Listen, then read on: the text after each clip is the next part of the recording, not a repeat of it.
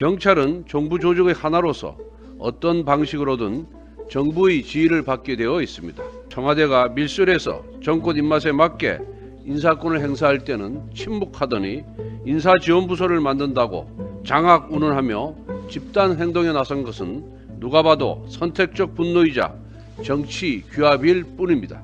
그동안 경찰은 민중의 지팡이였습니까?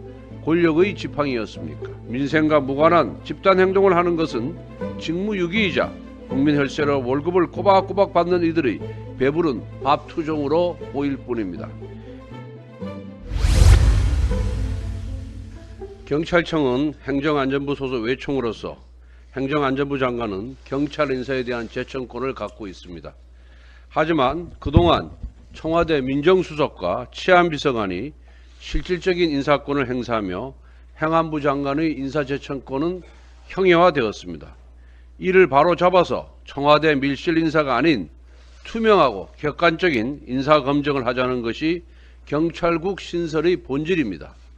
경찰은 정부 조직의 하나로서 어떤 방식으로든 정부의 지휘를 받게 되어 있습니다. 일각의 지적처럼 경찰청을 경찰부로 승격해 경찰청장이 국무위원의 일원이 된다면 이 역시 경찰 장악이고 통제라고 비판할 수 있겠습니까? 청와대가 밀실에서 정권 입맛에 맞게 인사권을 행사할 때는 침묵하더니 인사지원부서를 만든다고 장악운운하며 집단 행동에 나선 것은 누가 봐도 선택적 분노이자 정치 규합일 뿐입니다. 집단 행동에 앞서 경찰은 제복과 양심에 손을 얹고 자문해야 합니다. 그동안 경찰은 민중의 지팡이였습니까?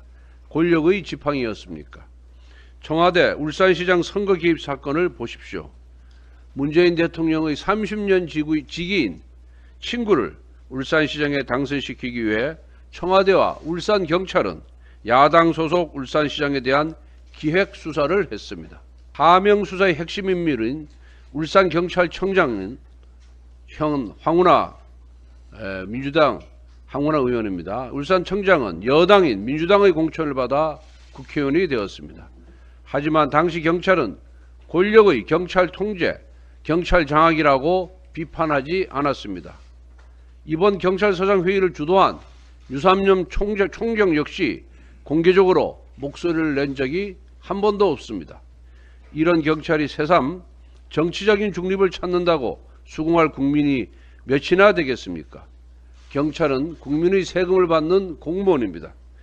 국민의 생명과 재산을 볼모로 한 정치 세력화는 어떠한 이유로도 합리화될 수 없습니다. 더구나 지금 민생경제가 매우 어렵습니다. 경찰이 집단 행동을 하는 사이 치안에는 구멍이 생길 수밖에 없습니다.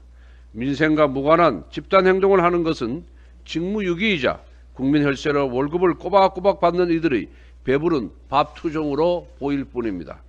경찰이 비대화된 권력을 무기삼아 집단 행동을 이어간다면 국민적 지탄에 직면하는 것은 물론이거니와 반드시 책임이 뒤따를 것임을 명심해야 합니다.